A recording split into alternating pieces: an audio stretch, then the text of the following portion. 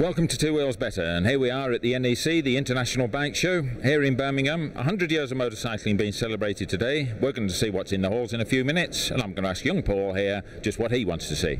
I like the young bit, Jeff. I didn't know it was a posh dude, by the way. I'd have got spruced up if I'd have known. Look, I've got a reputation to protect here, Paul. I believe you. No, I'm looking forward to seeing some of the big muscle bikes, as you would call them. And you're into muscles? Yeah, but only on bikes. Yeah. But there's some great big bikes here today. Lots of nice new models. There was a brunette I saw before. She wasn't here last year, so... Look, enough of this. I think I'll go over to your mate. Wayne, what are you after today? And I bet that's a leading question as well. Seriously, I'm after the bikes and the totty. Yeah. What was that? The rampant hot totty. I mean, I understand now. And anything else? Any clothing? Can I interest you in any clothing? As long as it's covering somebody who's a bit of a rampant hot totty, yeah, that's what I'm here for, Jeff. I can see you're going to have a whale of a time. I'm looking forward to every bit of it. Well, I think at that we may as well crack off and see what we can do. The show this year is as big as ever with loads of new models to gawp at. The Triumph T595, packed with new technology. It's an inline triple with the most advanced fuel injection system ever fitted to a bike. Honda's VTR 1000 Firestorm. They say it's like a Ducati 916 to ride, but over £4,000 cheaper. If you want the thrill of a big twin but haven't the bank balance, this could be the one for you.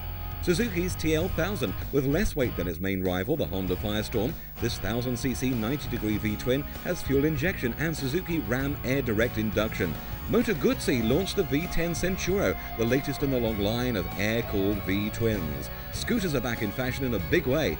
Piaggio introduced us to the new Benetton Typhoon 50 and celebrating 50 years with the ET4 Vespa anniversary model. Peugeot are here with the Speed Fight scooters featuring radical suspension, and feast your eyes on the Malaguti winning the MCN Award for Outstanding Styling. Well, if you're into off-road fun, KTM is one of the stands that you should come and look at this year. This is a 600cc Paris-Dakar type thing, a huge beast and great fun. Next to that, there's a kind of supermoto type bike. It's got road tyres on it, but with enduro looks, tremendous performer. This is a 125cc learner legal KTM, and this is a slightly smaller version of the Paris-Dakar, 600cc, and again a great performer. And KTM have even got bikes for my little friend Wayne. Look at this. The only bike in the show I can reach the floor with. Do you want the seat lowering, Wayne? Yeah, thanks, Paul. We don't need that. You've heard the name Bimota, Italian Exotica. Beautiful frame, beautiful engineering, often with Japanese engines, sometimes with Ducati engines. But you've seen this one. What you haven't seen is the latest Bimota, which is a two-stroke of all things. I might not actually be dressed for sitting on this red-hot Bimota, but what I can tell you is it feels absolutely superb. Look at this tank for one thing. You're actually wrapped around your knees. It's been aerodynamically tested to make sure that there's no nasty extremities of the human form that'll slow you down. But the engine, and it's a shame that you can't see it, it's another V-twin, very popular at the show this year, but a two-stroke, very unusual. And it's a clean two-stroke. They managed to cut the emissions by 70% by direct fuel injection. Oil pickup to the crank is from the gearbox, and so that helps. The old petrol oil mix that you might remember, none of that anymore. So you've got a bike here, extremely lightweight. It's offering terrific performance because the power to weight ratio is so good. So it might not have the stunk of a Honda, the new V-twin, it might not have the stunk of a 916, but with a power to weight ratio like this, it should go like an absolute rocket ship.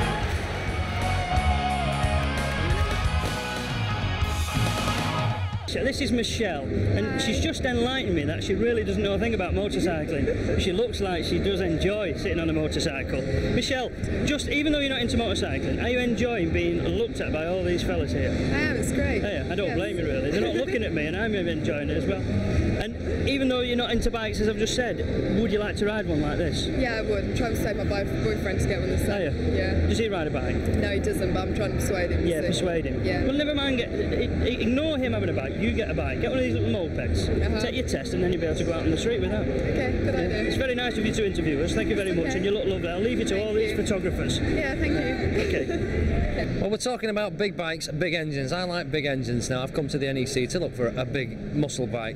If you want a big engine, come and look at Titan. These are the biggest you can get. Now, if you want to talk Titan, talk to the man who owns the company. This is Doug Butler. Doug, this is the biggest bike you can go and buy off the shelf, is it not? It is, that's right. It's a standard engine configuration. Right. So, I mean, what are these? A 1600cc? 1600cc or 96 cubic inches. Right. If you're still metric. But there is, amazingly, a bigger option available on these, isn't there? There is, that's right. We can blueprint an engine up to, at the moment, to 1800cc. 1800, think about that. And just look at the chrome on it. I mean, absolutely phenomenal. But if you want big engines, you've got to pay big bucks. So these aren't cheap, Doug. What would these cost? This particular red bike is retailing at 32,000. This has been specifically built for a customer who took delivery about a month ago. Smashing. So, but look at the chrome. You'd be frightened. I wouldn't take that out. I wouldn't get it wet, that. It'd take you a month to polish that, wouldn't it? Brilliant. That's all part and parcel of it. That's all part of the fun. Right. And where are these made? They're made in America, are they? They're made in Phoenix, Arizona. Right. Smashing. There we go. Desert country. Straight out of the desert, as you can see. Well, there you go. Big bikes, big engines, but big bucks. We're at the Yamaha stand, which I'm sure you can see from the bike behind me. This is Yamaha's new baby, the Dragstar, and I have with me Andrew Smith from Yamaha. Dragstar is our latest 1997 model, which was launched in concept really with the extension of our XV custom range, and we launched it in connection with the Royal Star, which we launched for the worldwide market in '96. Would you say this is a baby version then? Yeah, it's a baby version of the Royal Star, and what we're looking at is a machine that has no pressure to do anything other than the owner wants to do. You can ride as quickly as you want, enjoy it, lay back and think about motorcycling. That very clever name, Dragstar, you're not supposed to say Dragster. This isn't to blast away from the lights on, is it? No, Dragstar is what the Japanese and American product planning group have come up with, and we've adopted it for the UK and for Europe. But really, it is a machine for everybody, for any taste, particularly for the females as well. With the low seat height, I think it will be a very popular extension to our range. Do you see this? I mean, there is a trend towards custom cruisers throughout Europe, so you see this as a growing market. Is it going to dent the sports bike market or complement it? No, the sports bike market in the UK particularly is very, very strong, but we need to expand the total market, and I think this will allow the people not just coming into motorcycling for the first time, but people coming back into motorcycling, where custom style is absolutely what motorcycling is all about. Fun, freedom, enjoyment. Just sit back and enjoy it. Now, I haven't ridden one of these sort of custom creations before, and in fact they're not normally my cup of tea. Now this one's the only one in the UK. What's the chance of a quick spin? Jeff, as it's you, we have one just around the back of the stand, so today could be your first chance to try the Dragstar. Thanks Andrew, I'll get my kit on now. The Yamaha Dragstar, and that's Dragstar, not Dragster as in racer. Now this bike brings a whole new meaning to the expression laid back. You can even put your feet up on Yamaha's new Rising Star. The lazy 650cc V-twin motor is ideally suited to the new breed of street cruiser. Bags of torque with adequate power. With wide bars and no fairing, this bike is not for the speed merchants amongst you. But at 60 miles an hour, it's in its element. Plenty in reserve for the gentle overtaking, but not too much. Shaft drive is another neat feature with a very neat rear suspension. It makes for hassle-free cleaning. A low seat height helps in stability, making feet up turns an absolute doddle. Just look at this. Heavenly, isn't it? There's something about V-twins though that suit a motorcycle, whether it's the highly tuned high-performance units as in a Ducati or the soft docile lumps as in the Dragstar. There are so many things to see here at the NEC Bike Show, it's amazing. And we're going to take a little break now, and we're on the AWOL stand. Take a load of these babies.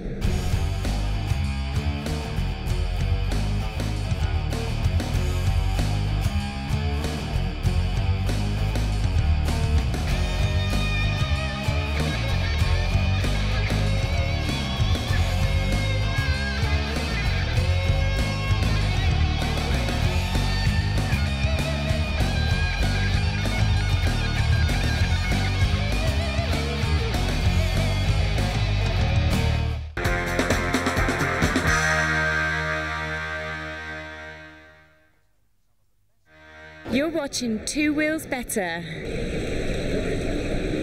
Hello again folks, it's Wayne here. Welcome back to Two Wheels Better. Ordinarily we do all the accessories and bits and pieces from the shop in Manchester, but we decided to come here at the NEC and show you all about the new stuff you can get for 97 for your bike.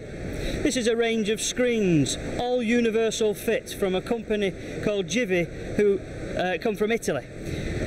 The universal fit meaning no matter what bike you've got, one of these babies will fit on your bike. They've got anti-shock properties, and that's got nothing to do with the price of your access bill. It's simply the fact that the things shouldn't break if you have a little misfortune, a knock off or whatever.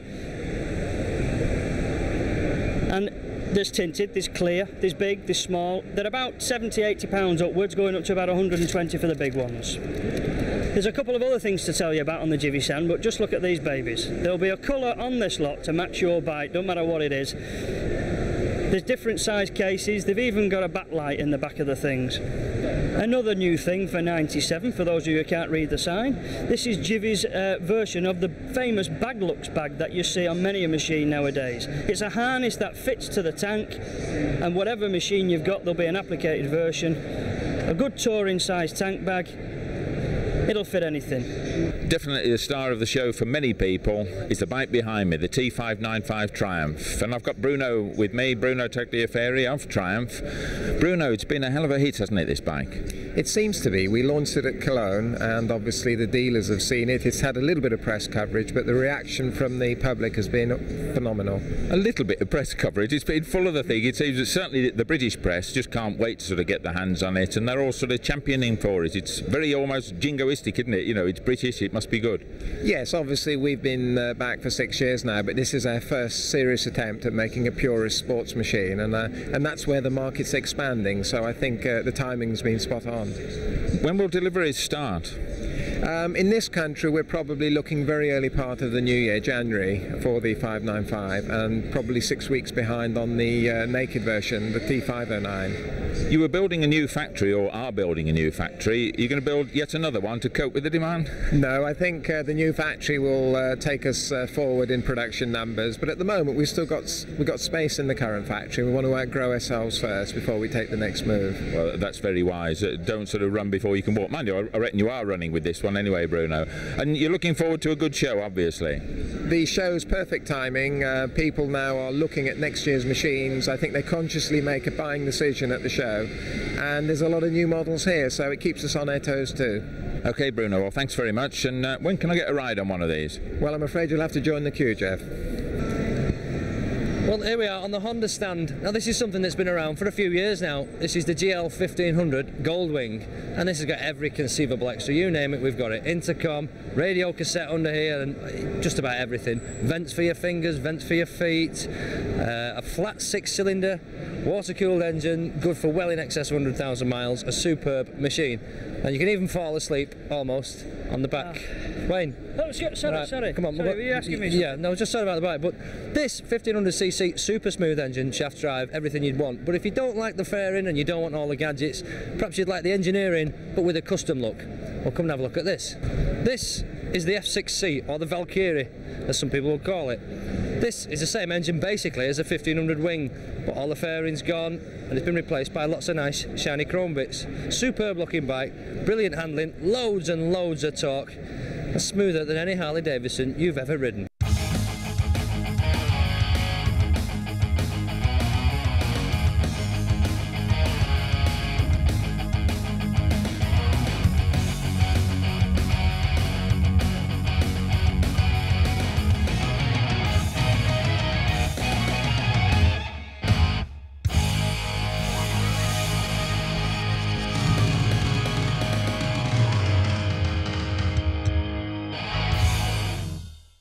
Well, guess who I've got with me? Carl Fogarty, but I'm sure he doesn't need any introduction anyway.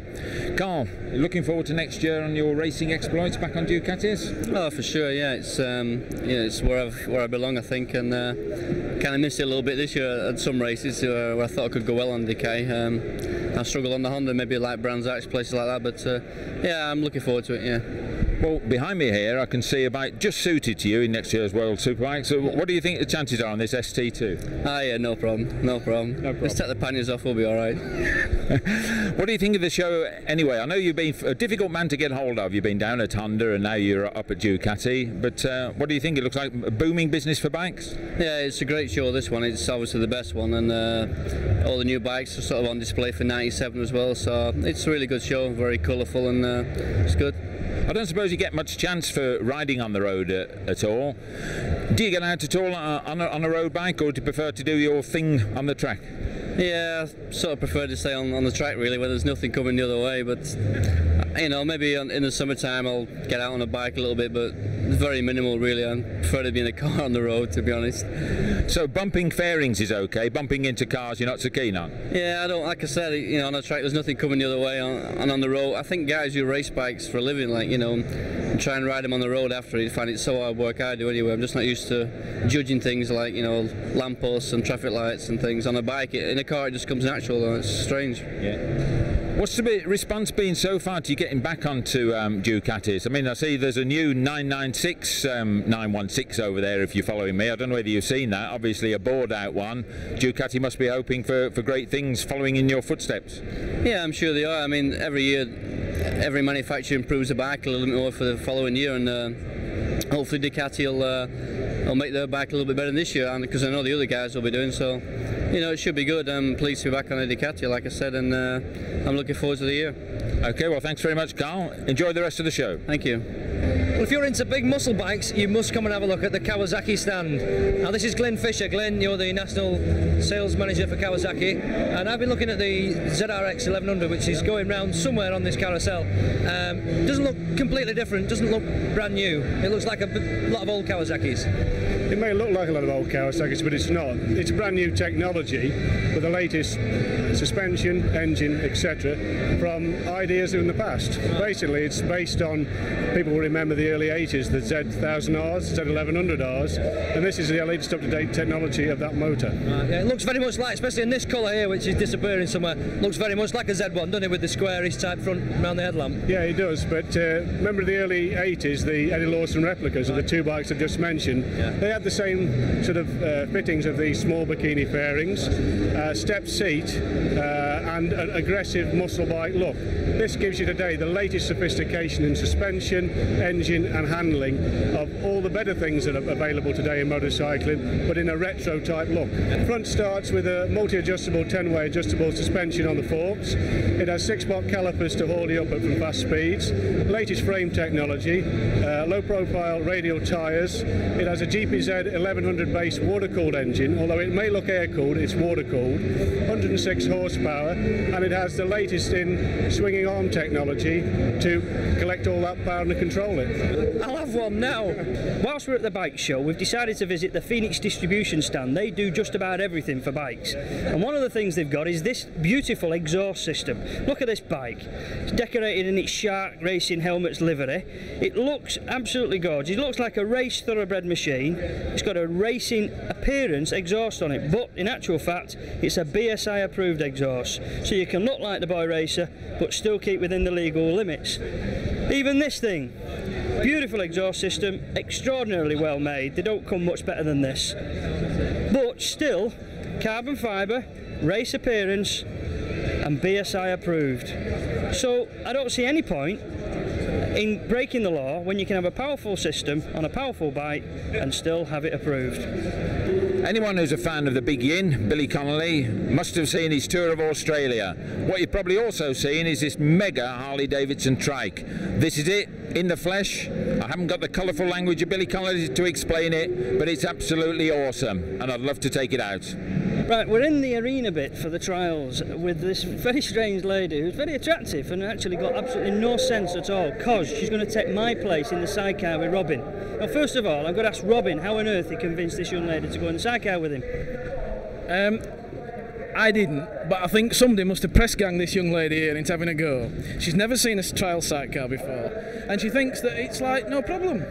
Oh, it is no problem. Anyone can do it. If I can do it, anyone can do it. But we'll just ask Barbara now why, because she must be stupid. Do you know, the thing is, when you're a passenger, it's a cross between a ballerina, which I think you'll do, and a lemming. So how do you think you'll get on? I don't think I'll get on. Well, I think if I just hold on tight, it should be okay. But I hope you're minding your job, because I'm after your job.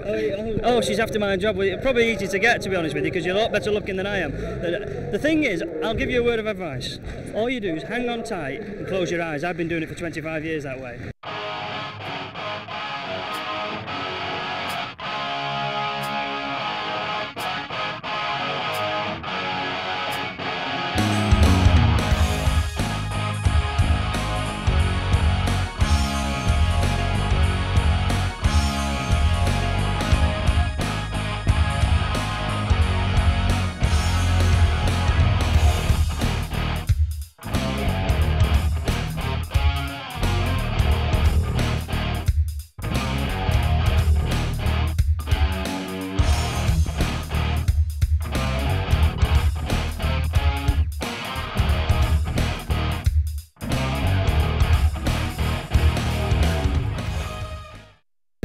we've had a cracking day here. Some people more fun than others, I reckon. If you've just seen these two loonies performing on this trials course, you'll know what I mean. Young Wayne here, and excuse the banging behind. Wayne, what on earth made you take this up in the first place? I couldn't get a job doing anything else. Nobody wanted me. Co-driver in a rally car, and I'm absolutely useless on a solo, so I thought I'd hang on to one of those sidecars. I've done it 25 years and I ain't getting out of it. I love it.